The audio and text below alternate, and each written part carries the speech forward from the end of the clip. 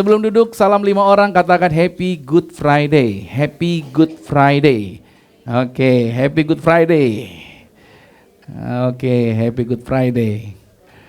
Oke, you may sit. After that, silakan saudara, setelah saudara mengucapkan selamat Hari Jumat Agung. Well, kasih tepuk tangan dulu buat saudara semua yang luar biasa. Orang-orang biasanya Jumat itu hari tanggal merah, biasa long weekend gitu kan.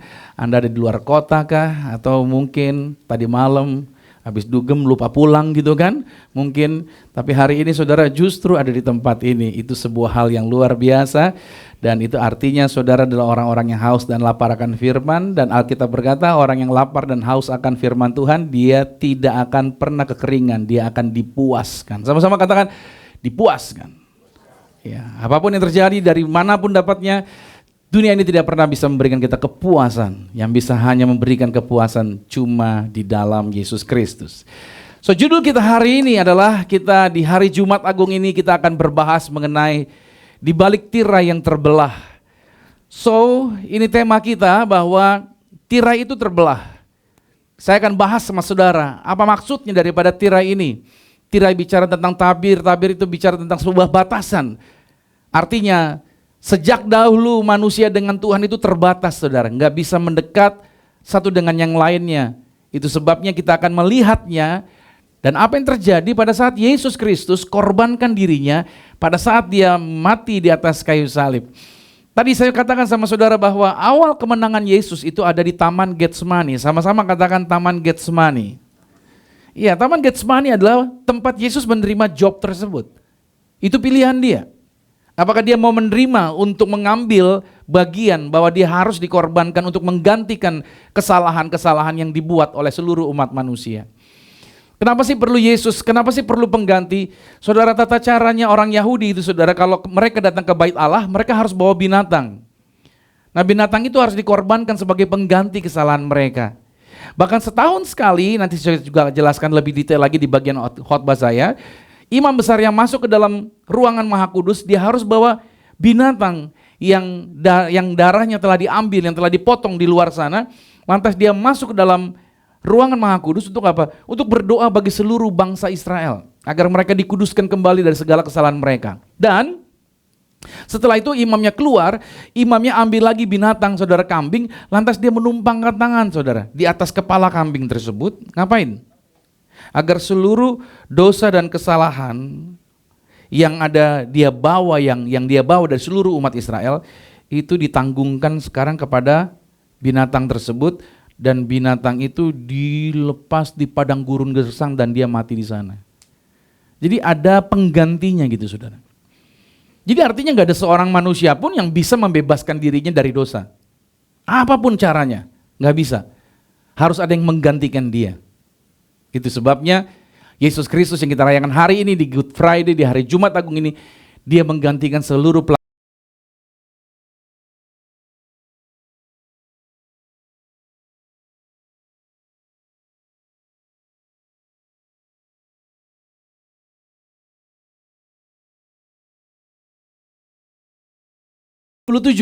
Ini ayat utama kita. Ayat 51, sama-sama yuk dengan saya. 3, 2, 1, ya. Dan lihatlah tabir bait suci terbelah dua dari atas sampai ke bawah. Terjadilah gempa bumi dan terbelahlah bukit-bukit batu. Ini menarik sekali saudara. Bahwa pengorbanan Kristus Yesus itu seringkali kita fokus memang kepada salibnya, penderitaannya, dan pada kematiannya. Ya, salib dan kematian Yesus itu adalah hal yang penting. Tapi seringkali kita lupa akan bagian ini. Alkitab menulis, lihatlah ada sebuah petunjuk yang kuat untuk mata kita terarah kepada tabir bait suci. Bait suci itu saudara, kalau saya gambarkan, itu adalah bukan seperti satu ruangan begini. Tapi adalah 3 ruangan yang terpisah. Jadi misalkan saudara berdiri di sana, saudara saya kasih tirai di sini dari pintu sana sampai tembok sana, berarti saudara tidak bisa melihat saya apa yang ada di dalam. Inilah yang disebut dengan ruangan Maha Kudus. Dibatasi dengan tirai, yaitu antara ruangan kudus dengan ruangan Maha Kudus. Lantas di luar dari ruangan kudus ini adalah halaman. Halaman itu adalah tempat di mana para imam menerima binatang yang akan dikorbankan atau binatang yang akan jadi pengganti dosa manusia. Lantas nantinya saudara, binatangnya dipotong di luar sana. Setelah itu darahnya diambil, nanti imam-imam akan berdoa di sini nih, di ruangan kudus ini atau di ruangan suci. Nah, ruangan Maha Kudus ini di dalamnya ada tabut perjanjian. Sama-sama katakan tabut perjanjian. Oke, tabut perjanjian saudara yang ada 2 kerub, 2 malaikat yang saling menutupi seperti ini. Saudara paham ya? Itu ada 2 kerub yang menutupi tutupnya. Itu isinya adalah 2 loh batu, tongkat Harun yang pernah bertunas, sama buli-buli roti mana. Ada 3 item di dalam situ, di dalam kotak, yaitu tabut perjanjian tersebut. Tabut perjanjian itu gambaran kemuliaan Tuhan saudara. Makanya bait Allah tidak akan dibangun kalau tidak ada tabut perjanjian ini. So Israel sedang berencana membangun bait Allah yang ketiga. Yang pertama dibangun oleh Salomo, lalu dihancurkan zaman yaitu kerajaan Babilonia. Lalu dibangun lagi oleh Zerubabel, Ezra dan lain-lain. Mereka bangun lagi, jadilah bait Allah yang kedua. Lalu itu dihancurkan pada zaman Romawi. Jenderal Titus menyerang total atas orang-orang Yahudi, para imamnya digantung di pinggir jalan. Dan rubuhlah itu bait Allah yang kedua. Dan sampai hari ini bait Allah belum ada lagi saudara. Itu ributnya sampai hari ini Israel menentukan titiknya di mana bait Allah yang dulu dan sekarang harus dibangun di tempat yang sama. Dan itu dibutuhkan satu bagian ini, satu instrumen ini, yaitu tabut perjanjian. Dan tabut perjanjian itu nggak ada sampai hari ini saudara. Karena memang Israel setiap kali mau perang harus bawa tabut perjanjian. Karena dengan tabut perjanjian itu menggambarkan hadirat Tuhan. Jadi Israel percaya hadirat Tuhanlah yang membuat mereka menang. Sama dengan Anda dan saya. Anda dan saya bisa berhasil di bisnis, bisa berhasil di pekerjaan, bisa berhasil di pendidikan. Itu karena hadirat Allah ada bersama dengan saudara. Dan hadirat Allah sekarang tidak digambarkan lagi dengan tabut perjanjian buat kita. Tapi hadirat Allah adalah dengan pengorbanan Yesus di atas kayu salib. Sekarang Yesus ada di dalam diri saudara. Makanya saudara disebut bait Allah yang ketiga. Sama-sama katakan bait Allah yang ketiga. Saya sarankan sama saudara, kalau saudara berangkat ke Israel, saudara boleh berdiri di tembok ratapan? Boleh. Boleh foto di situ? Boleh. Silakan. Tapi saudara nggak perlu pegang temboknya sambil berkata, Tuhan, ya kan? Anda berdoa di situ, Anda pegang temboknya. Karena banyak orang Kristen suka ke Israel bawa surat, saudara. Dan suka selipin di tembok situ. Katanya kalau doanya nitip sama pendeta Romi kurang cepat katanya. Tapi kalau di Israel lebih cepat katanya gitu saudara. Jadi di tembok itu diselipin. Saya kasih tahu sama saudara. Orang-orang Israel yang berdoa di tembok ratapan, mereka berdoa untuk meminta Mesias. Mereka minta Mesias, mereka minta Mesias. Gitu terus, doanya gitu terus. Madep tembok nih, minta Mesias. Mereka minta Mesias untuk bangun bait Allah. Karena yang bisa bangun bait Allah adalah Mesias. So Mesias itu sudah datang. Mesias itu sudah ada di dalam Yesus. Yesuslah Mesias kita. Amin. So Anda di tanah perjanjian, Anda di pinggir tembok ratapan ya, Anda foto-foto aja buat sejarah Anda. Tapi Anda nggak perlu doa di situ gitu. Sebab kalau Anda berdoa sama-sama seperti orang Yahudi yang berdoa di situ, berarti Anda berdoa yang sama dengan orang Yahudi sedang meminta apa tadi? Kalau orang itu minta Mesias, berarti orang itu tidak mengakui Yesus sebagai Mesias. Nah, kadang banyak orang Kristen salah, mereka ke Israel ke tanah perjanjian, mereka ke tembok ratapan terus taruh titip doa selip di situ. Nggak usah saudara. Cukup hari Minggu datang ke sini kita berdoa, Anda pasti cesplong diberkati. You know why? Karena hadirat Allah ada di dalam diri kita. Bilang amin dulu nih. Ya kan, doa orang benar bila dengan yakin didoakan. Itu bagus, saudara tahu. Kenapa saudara harus jauh-jauh ke Israel? Boleh nggak? Tapi kalau gitu nggak usah ke Israel. Boleh dong. Yang belum pernah pergi, pergilah ke Israel. Agar saudara tahu di mana Allahmu dulu melayani, kita injak tanahnya, agar saudara tahu bedanya Israel dengan negara-negara Timur Tengah lainnya. Itu tanah yang diberkati, blessing banget saudara injak tanah itu. Suatu hari someday saya berdoa buat saudara, saudara diberkati Tuhan. Saudara punya anggarannya, saudara punya biayanya, amin. Nah saudara, bicara mengenai tirai, kita menarik ke tirai ini saudara, dikatakan kenapa sih harus Alkitab kasih detail, perhatikan deh. Terbelah berapa? 2. Tulisannya begini, dari atas sampai ke bawah. Bait Allah itu plafonnya nggak setinggi gini. Itu plafonnya tinggi sekali, saudara. Dan itu dibuat dengan kain yang tebal sekali. Bahkan dengan ikatan besi yang sangat kuat sekali. Karena tirainya tebal, otomatis besi penyangganya harus kuat. Jadi untuk itu sobek sangat-sangat mustahil. Tapi gempa yang terjadi pada waktu Yesus menyerahkan nyawanya di atas kayu salib itu membuat tirai itu sobek dari atas sampai ke bawah. Maksudnya Alkitab menulis begini adalah itu bukan pekerjaan tangan manusia, tapi itu pekerjaan tangan Tuhan. Kalau tangan manusia dia bisa sobekin dari bawah mungkin ya, walaupun itu keras sekali cara nyobeknya, harus pakai alat lagi tambahan untuk merobek sampai ke atas. Tapi Alkitab menulisnya robeknya dari atas sampai ke bawah. Ini memberi petunjuk, yang mengerjakan itu bukan manusia, tapi Tuhan yang mengerjakan. So kenapa Tuhan robek batas antara ruangan Maha Kudus dengan ruangan kudus? Saudara, gak boleh ada orang masuk ke sini ke ruangan Maha Kudus, kecuali satu orang setahun sekali, imam besar. Kalau sampai orang sembarangan masuk, dia langsung disambar kekudusan Tuhan, mati di tempat. Makanya setiap imam yang mau masuk ke dalam ruangan Maha Kudus, kakinya harus diikat sama kelintingan, apa tuh namanya ya? Yang kalau bergerak bunyi terus gitu. Ya, kerincingan seperti itu. Jadi ketika mau masuk, saudara, dia masuk ke dalam itu, imam-imam yang lain nunggu di luar sambil kakinya diiketin tali. Jadi dia masuk tuh, imam-imam yang lain nunggu di ruangan kudus, di balik tirai. Si imam besarnya masuk dengan talinya diulur. Selama kelintingannya kedengaran bunyi, berarti dia masih hidup. Tapi ketika dia ada dosa dan dia mati di dalam, maka mayatnya tidak bisa diambil kecuali ditarik. Nah itu fungsi talinya, untuk narik mayatnya. Kalau nggak pakai tali, dia tiba-tiba kelintingannya udah berhenti dan dia mati di dalam. Lantas imam masuk, Tuhan permisi ya, mau ngambil mayat tuang, mati juga. Jadi benar-benar saudara, untuk masuk ke ruangan Maha Kudus sangat-sangat sulit dan sangat-sangat tidak mungkin. Sama-sama katakan sangat tidak mungkin. Jadi nggak mungkin untuk ketemu dengan Tuhan, saudara.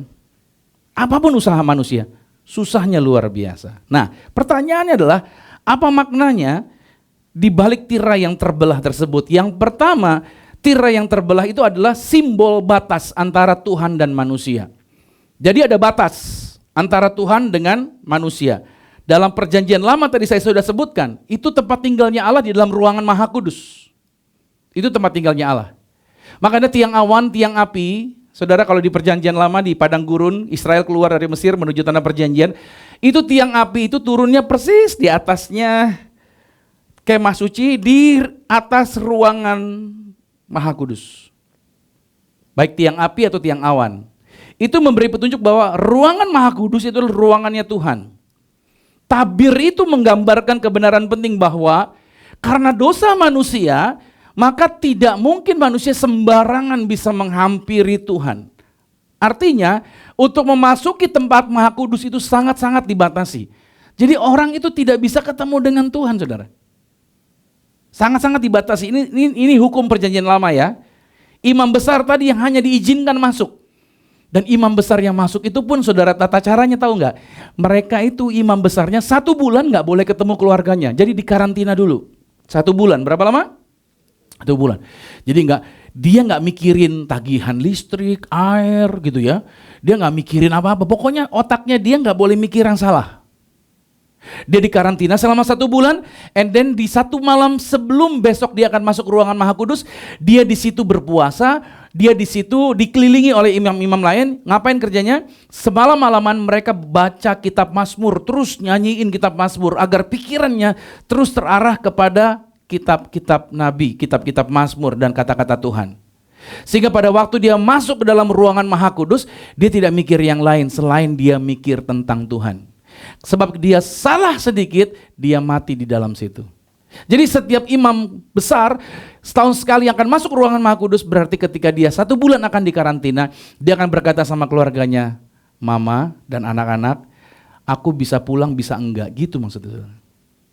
Artinya udah siap kalau hari waktu itu adalah waktu di mana dia akan mati. Kalau pulang berarti puji Tuhan masih dikasih kesempatan. Jadi saudara, memasuki tempat Maha Kudus sangat-sangat dibatasi. Berikutnya, satu-satunya jalan masuk untuk ke dalam ruang Maha Kudus adalah dengan cara menyobek tirai tersebut. Tirainya harus dirobek untuk bisa masuk ke dalamnya. Nah, tirai itu adalah simbol batas. Simbol batas apa? Simbol batas, yaitu kekudusan Tuhan yang tidak tersentuh oleh orang yang berdosa. Roma 3 berkata, semua manusia telah berbuat dosa. Jadi gak ada orang yang bisa menyentuh hadirat Tuhan. Tapi saudara, pada saat Yesus mati di atas kayu salib, tirai itu terbelah dua dari atas sampai ke bawah. Itu menunjukkan bahwa pekerjaan tangan Tuhanlah yang telah merobek itu. Jadi kebenaran yang pertama adalah salib Kristus menghancurkan tembok pemisah antara manusia dengan Allah. Katakan amin dulu nih. Saudara, Anda yang percaya Yesus, Anda gak jauh lagi. Anda gak terpisah lagi. Jadi dimanapun Anda berada, Yesus ada bersama dengan saudara. Amin. Jadi yang hadir hari ini dengar baik. Yesus selalu bersama-sama dengan saudara. Wow. Hadiratnya tidak pernah meninggalkan Anda. Jadi kalau orang bilang Indonesia tidak baik-baik saja, ekonominya tidak baik-baik saja, politiknya tidak baik-baik saja, regulasinya tidak baik-baik saja, saya cuman mau kasih tahu, dunia memang tidak pernah baik-baik saja. Cuman di dalam Yesus saudara baik-baik saja. Itu sebabnya Yesus mau kasih tahu sama saudara, apapun yang terjadi aku tidak pernah meninggalkan kamu. Makanya walaupun Anda sudah bertobat, tapi kalau masih nakal, suka datang ke tempat-tempat yang salah, suka kumpul sama orang-orang yang tidak benar, suka melakukan hal-hal yang tidak beres, saya kasih tahu, Yesus tetap ada di sebelah saudara. Jadi saya katakan sama saudara, ingat baik ini, tembok pemisah itu telah dibongkar oleh Yesus. Dan itu membuat kita bisa ketemu dengan Tuhan. Jerman Barat, Jerman Timur dibatasi oleh tembok pemisah, itu tidak bisa mereka ketemu, keluarga mereka tidak bisa ketemu. Pada waktu tembok itu dihancurkan, gembiranya luar biasa mereka. Mereka bisa bertemu kembali dengan keluarga mereka yang telah sekian dekade yang tidak bisa bertemu akibat tembok tersebut. Tapi saudara bisa melihat di sini sejarah menunjukkan bahwa Anda dan saya bukan orang yang terpisah, tapi orang yang selalu bersama dengan Tuhan. Tuhan selalu bersama dengan saudara. Makna yang kedua saudara dari tirai yang terbelah adalah aksesnya sekarang terbuka. Sama-sama katakan aksesnya terbuka.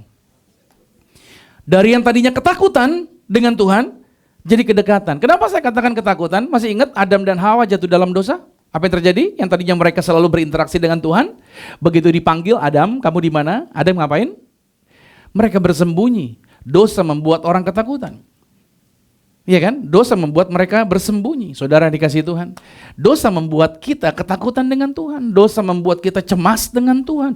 Dosa membuat kita tidak yakin akan masa depan kita. Dosa membuat kita gelisah. Dosa membuat kita cemas dengan perubahan-perubahan yang ada. Tapi hari ini ada jaminan yang Tuhan sediakan. Tirai yang terbelah itu diberikan akses buat saudara, agar saudara tidak lagi hidup dalam ketakutan, tetapi saudara hidup dalam kedekatan dengan Tuhan. Pada saat Musa mengajak orang-orang Yahudi, ayo sini mendekat di Gunung Sinai. Pada saat Tuhan datang, Gunung Sinai bergetar dan terbakar puncaknya. Orang-orang Yahudi diajak, mari mendekat sama Tuhan. Tahu gak orang-orang Yahudi gimana? Jangan, kami tidak mau mendekat, biar engkau saja Musa yang mendekat. Kalau kami mendekat, kami takut mati. Berapa banyak agama mengajarkan tentang ketakutan? Saya kasih tahu sama saudara, agama membuat orang takut sama Tuhan. Dalam artian ketakutan. Takut Tuhan marah, takut Tuhan nanti gak berkatin saya lagi. Kenapa kamu ke gereja hari Jumat Agung? Kenapa kamu gak liburan? Takut gak ada cuan hari Senin, kata gitu. Iya kan? Jadi semuanya mereka ketakutan datang ibadah, datang berdoa, datang menyembah. Semua dasarnya karena ketakutan. Hari ini diingatkan baik-baik. Yesus mati di atas kayu salib agar saudara punya akses datang sama Tuhan bukan karena ketakutan, tapi karena saudara dekat dengan Bapa. Amin. Saudara punya kedekatan dengan Dia. Itu yang terjadi. Kalau zaman Musa jadi perantara untuk ketemu dengan Tuhan. Jadi jemaat Israel harus lewat Musa yang harus sampaikan. Hari ini saya katakan sama saudara, Anda gak perlu lewat saya lagi. Anda bisa langsung akses kepada Tuhan Yesus. Anda gak perlu tarik-tarik jas saya. Kenapa tarik jas? Kalau pegang jasnya Pastor Romi, urapan mengalir. Gitu katanya. Atau saudara mungkin minta perjamuan kudus yang langsung dari tangan saya atau dari kantong saya. Karena itu yang akan membuat saudara lebih diurapi daripada ngangkat sendiri. No, saudara punya akses sendiri. Amin. Semua Anda punya akses sendiri langsung dengan Tuhan. Anda gak perlu worry lagi. Anda dekat dengan Dia. Karena Yesus menjadi imam besar. Kalau sampai saya sebagai pendeta saya berkata, saya bisa berdoa buat saudara agar saudara diberkati. Saya bisa berdoa buat saudara agar saudara bisa ketemu Tuhan. Saya bisa berdoa buat saudara melalui saya, usahamu diberkati. Berarti saya meniadakan Yesus. Berarti saudara jangan lagi percaya sama pendeta yang ngomongin seperti saya. Kalau saya bilang, saya akan berdoa agar saudara mengalami lawatan Tuhan. Berarti seolah-olah harus melewati saya untuk saudara bisa ketemu dengan Tuhan. Maka ada banyak jemaat, apa-apa carinya, harus pendeta nih. Tengah malam, telepon pendeta nih. Padahal dia bisa panggil dalam nama Yesus. Padahal di Alkitab ada nomor telepon 333, itu panggilan langsung menuju Tuhan. Mazmur 33 ayat 3 atau Yeremia 33 ayat 3. Pokoknya 333. Langsung sama Tuhan. Gak perlu lagi harus cari. Kadangkala handphone hamba Tuhan biasanya mungkin jam 10 malam udah di silent, udah dimatikan. Nanti jam 7 pagi baru nyala lagi. Mau cari siapa loh saudara? Cari Yesus. Yesus bawa Anda bukan lagi hidup dalam ketakutan, tapi dalam kedekatan. Ibrani 9 ayat 8 bilang begini. Dengan ini Roh Kudus menyatakan bahwa jalan ke tempat yang kudus itu belum terbuka. Belum terbuka. Mau apapun agama bikin belum terbuka. Selama kemah yang pertama itu masih ada. Lompat Ibrani 10 ayat 19-nya. Jadi, saudara-saudara, sama-sama dengan saya katakan, oleh darah Yesus. Amin. Kita kapan? Bilang sekarang. Sekarang ngapain? Penuh keberanian, bukan ketakutan lagi. Sekarang kita dapat masuk ke dalam tempat kudusnya Tuhan. Ayat 20, karena dia telah membuka jalan yang baru dan yang hidup bagi kita melalui tabir, yaitu dirinya sendiri. Berarti Yesus sekarang mengundang Anda, ingat-ingat ini, Yesus mengundang Anda bukan untuk ngelihat dari jauh. Siapa dulu yang belum percaya Tuhan Yesus? Siapa dulu dari agama seberang? Siapa dulu dari agama yang berbeda? Yang cuman ngelihat, yang cuman nganterin pasangannya dari jauh ngelihat gitu. Cuman ngintip doang gitu. Itu dulu. Bagaimana rasanya? Jauh ya. Tapi sekarang saya katakan sama saudara, Anda bukan diajak untuk melihat dari jauh. Anda diajak untuk tinggal di dalam. Amin. Anda bukan tamu. Anda adalah anak. Anda anak bukan di luar. Anak ada di dalam. Itu sebabnya kebenaran yang kedua, salib membuka jalan untuk hubungan yang intim dan penuh kasih dengan Tuhan. Jadi setiap hari saya mau katakan sama saudara, panggil nama Yesus. Sebelum Anda berkendara, panggil nama Yesus. Sebelum buka toko, panggil nama Yesus. Sebelum dealing bisnis, panggil nama Yesus. Amin. Sebelum tanda tangan proyek, panggil dalam nama Yesus. Nama Yesus nama yang berkuasa. Amin. Saya punya om dari istri. Suatu hari dihipnotis by phone, disuruh pergi ke ATM untuk transfer. Pernah ada kisah seperti ini, pernah dengar? Dan dia pergi ke ATM, saudara. Berdua sama istrinya, suami istri masuk, udah siap masukin ATM. Karena handphonenya itu nggak mati-mati tuh, nyala terus tuh, ini tuh, hipnotisnya begitu tuh. Tapi saudara, pada waktu di depan ATM, dia keluarin ATM-nya di depan mesin. Tahu-tahu dia bilang begini, dalam nama Yesus. Begitu dia bilang dalam nama Yesus mau masukin itu kartu ATM, tahu-tahu langsung blur gitu. Sadar berdua lihat dia sama istrinya, kita ngapain di sini? Iya, ngapain kita di sini? Wah, kita dihipnotis. Langsung dia matiin tuh teleponnya. Sederhana. Cuman berkata apa? Dalam nama Yesus. Jadi kalau saudara main judi sebelum banting dalam nama Yesus. Jangan sedikit, amin. Banyak pasang taruhannya dalam nama Yesus. Gila nih pendeta ngajarinnya katanya gitu kan. Haleluya. Maka saya kasih tahu saudara nih, nama Yesus, nama yang berkuasa. Anak-anakmu bermasalah, sebut dalam nama Yesus. Aku hancurkan ikatan-ikatan atas anak-anakku. Aku hancurkan serangan iblis atas keluargaku. Pasanganmu diganggu sama gayung lopeping, ya kan, dalam nama Yesus, ya kan, Anda bisa langsung lepaskan dia. Amin. Nama yang berkuasa. Yang ketiga, di balik tirai ini, saudara, ada hati Bapa yang rindu dekat dengan kita.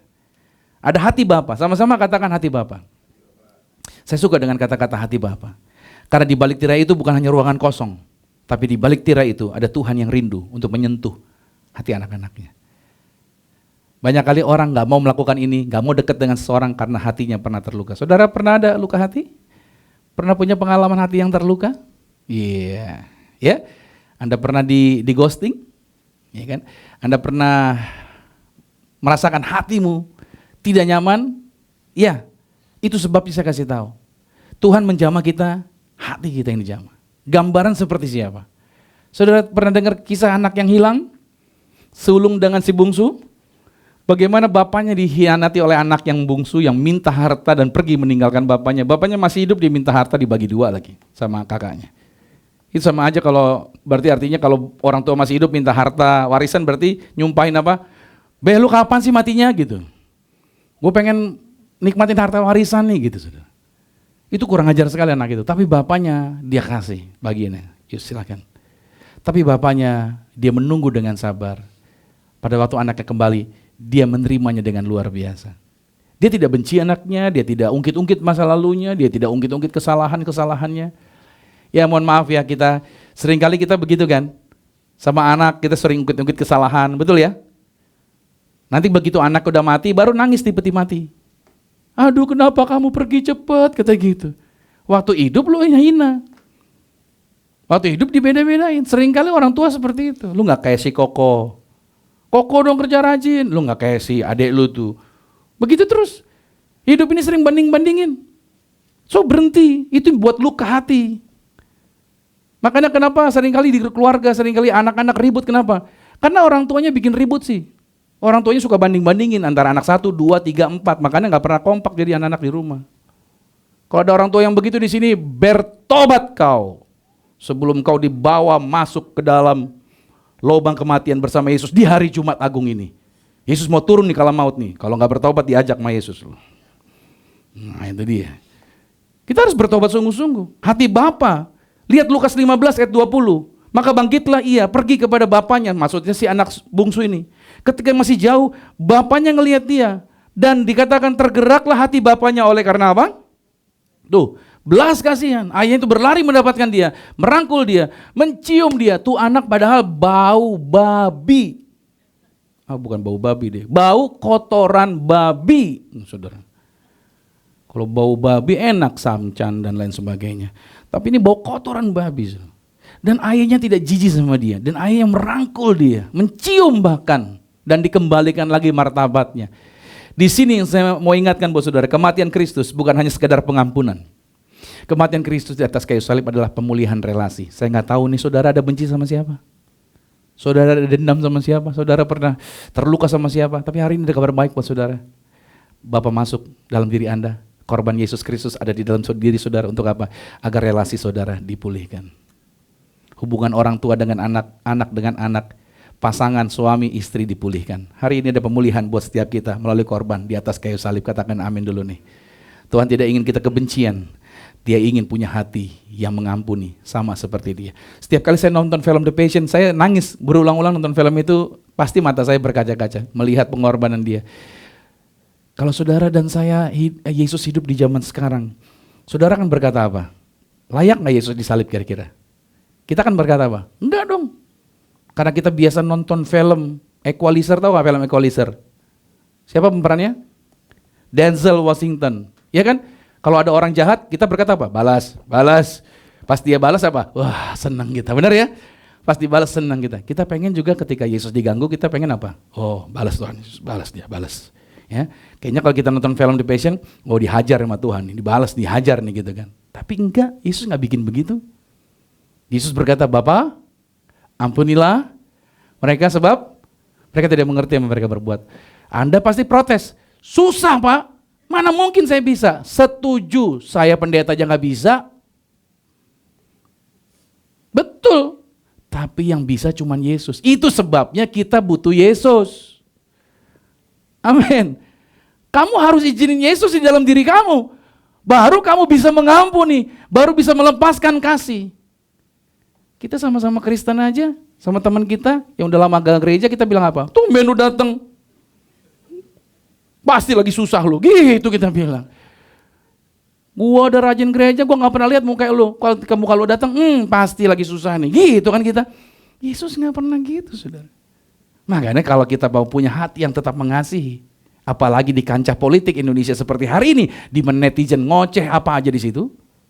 Saudara butuh Yesus Kristus, amin. Anda butuh kematian, Yesus ada di dalam diri saudara, agar saudara punya hati yang sama seperti Kristus. Makanya kebenaran yang ketiga adalah hati Bapa bukan hanya ingin mengampuni, tapi ingin memulihkan. Saya berdoa bahwa saudara hatimu dipulihkan hari ini.